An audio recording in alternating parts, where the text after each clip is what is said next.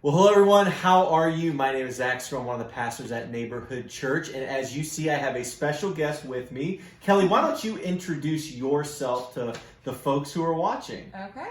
Hi guys, I am Kelly Weatherwax. I have been a part of Neighborhood Church since the beginning. The beginning. Yeah, it's a really cool story, but we started in Zach and Kristen's home and at Behind this backdrop that you can't see. And yeah, we've just been through this whole journey with them, and it's been great. So. It's been a long and somewhat painful journey, right? Yeah, especially with some of this emotionally healthy spirituality for sure that we've been going through. And so that's our topic for today. Is we're sharing some neighborhood stories about how emotionally healthy spirituality and emotionally healthy relationships have impacted those of us who have gone through the two courses combined. And so that's what we're here today to discuss with Kelly, and she was gracious enough to do that for us. So I'm going to ask her this first question, and it's this, Kelly. Okay. How has EHS or EHR impacted your faith journey over the course of the last, say, 6 to 8 months since we've been diving into this? Okay. Yeah, I think it came in at like a really good time because, COVID and 2020. Sure. It was a really hard year for everyone. I don't discount that at all, but it was a really hard year for me. Mm-hmm. Mentally, was just going through a lot, and I feel like I was starting to figure out what I needed to get to a better place. Okay.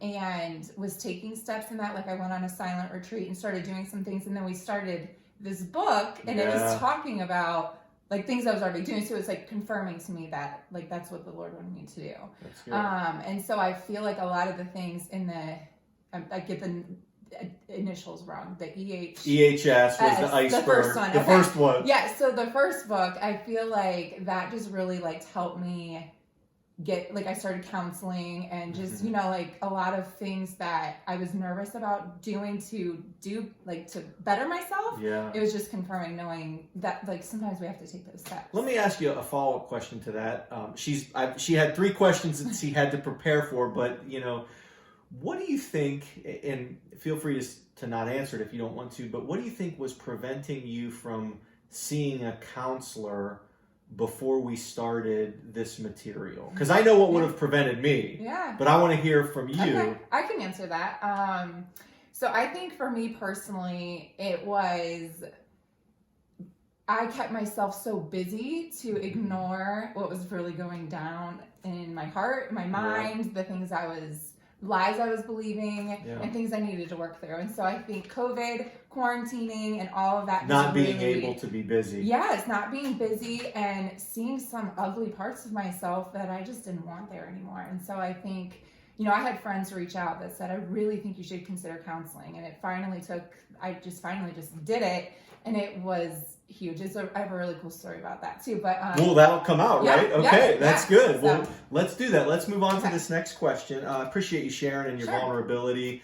I had an old mentor of mine believe that everybody should have a counselor. And in some ways, my spiritual director, my spiritual guide, my mentor is in fact my counselor. And it's somebody that you can have a spiritual friendship with, but also in a very non-judgmental way share your heart and soul with them, which absolutely everyone needs that. So for sure. Question number 2 is, what's one skill that you've learned that you've been able to successfully implement in your life from either the EHS or EHR material? Yeah, I have 2 just came to mind. Well, one came to mind as you were just asking that, but one that I prepared for was cool. Let's hear them both. So the one I prepared for was the stop mind reading or lies that we believe, right? Yeah. Mind reading the littlest things or big things that happen. But an example I can give was through COVID, my husband's from Indiana. We don't get to see his family like as much as we used to. We used to go like every couple months. Sure. We haven't seen them for almost a year now. So really missing connection with them, and texted my sister-in-laws to see if we could like FaceTime or something. Sure. And it was like crickets. Didn't get a response. So I instantly... Is that what we call ghosted? Yeah, I guess. You got ghosted. Yeah. All right. And so I kind of just started like mind reading it. Like, oh, they probably don't want FaceTime. But all these silly things. Oh, I know it well. Literally opened up my EHR book, and that was the chapter it was on that week. I'm like, okay, I get it. read it, and I was like, okay, I was like shaking and sweating. My hands were sweating, and I was like, I know I need to text them and just clarify how I'm feeling and make sure that I was not reading it the right way. And I did, and I mean, instantly got responses back. Like, I just forgot. So did you kind of do it like by the book verbatim? I mean, kind of. It was, I mean, made it my own way. But yeah, it was just really, I don't do that usually. I mind read and then just take it. Oh, I'm good at writing. I write false stories all day long. Yeah, and it was, I felt like just this weight lifted. Like, it was really helpful. So it was just cool. It happened like right when I was reading that. How did they receive it? I think they received it well. We still haven't FaceTime, but I got like communication back from it, and I think that was helpful.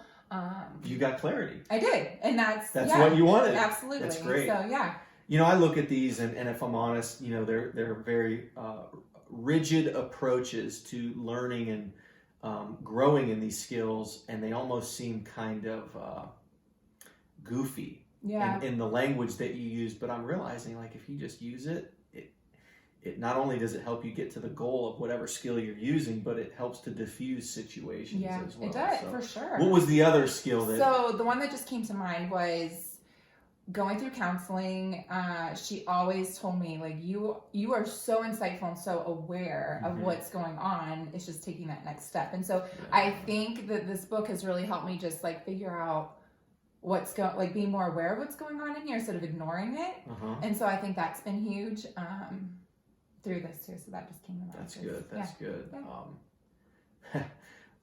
It's hard sometimes to figure out what you're feeling, and then even taking it a step further as to why you're feeling that. And I've been learning to do that more and more with myself, and having to be able to process that with my mentor and with my wife has helped immensely. So it's I need to grow in every single one of these skills. For sure. So, but they're great. They're great ways to help you become more and more like Jesus, because he was perfect at all of these. Yeah. All right. So, third question. Okay. What is one skill you found difficult to implement, and why? So this is funny because through this whole journey with our house church, we did a lot of Zoom. Oh yes. Which, you know, that's hard in itself. But then we also started meeting in person, which has been so good. But the chapter on, and I'm gonna butcher the word. Listening incarnationally. So like we watched that together as a group and just laughed at the situation because they overdid that.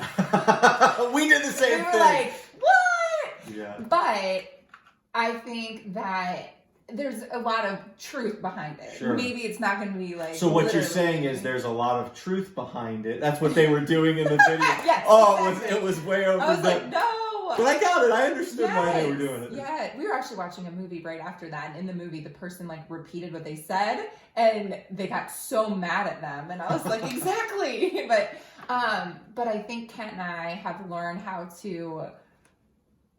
for me personally, it would be if Kent shares something with me, following up with it later, because I listened to what he shared rather than literally 1 second later being like, so what you're saying is. So I think that's just been a harder one to implement because you have to be really intentional with it. Be present too. And be present, That's listening. So when we lived in Seattle I think it's almost 6 years ago now. We're in 2021. It's like we all lost a year in 2020. I was talking about that this morning with some folks I met with, but I was trained as a coach. Some people think of it as a life coach, but it's being trained as a professional coach. And what a coach is somebody who's trained to ask questions, pertinent questions to other people as they're sharing. But the key ingredient in that is listening.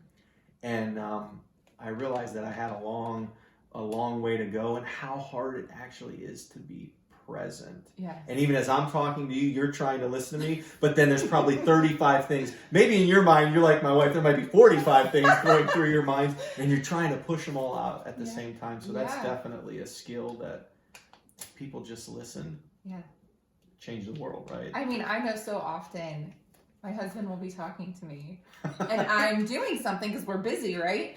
And then I literally will say to him, can you tell me that again? I literally did not hear anything you just said, because if you don't take the time to look at the person, for me, I've noticed I have to stop what I'm doing now. I can't multitask like I used to when I was my 20s. Multitasking is a myth. Right. I believe it's a myth.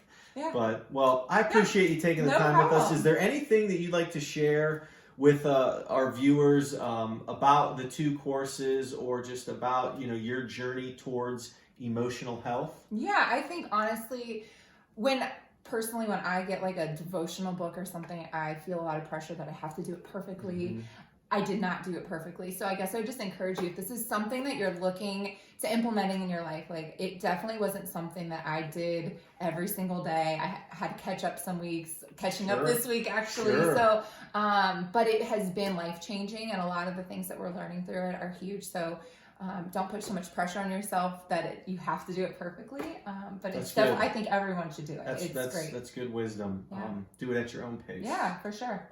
And just do it. Yeah. Whatever you can. Yeah. Well, thank you for doing this. And Absolutely. we've been on this journey for almost 4 years. It's crazy. Yeah. So I appreciate your vulnerability here today, and I want to thank you welcome. guys all for tuning in. And as I always close, all the weeks that I'm on, may you go in the grace and peace and mercy of Jesus Christ. We'll see you later. Bye. Bye-bye.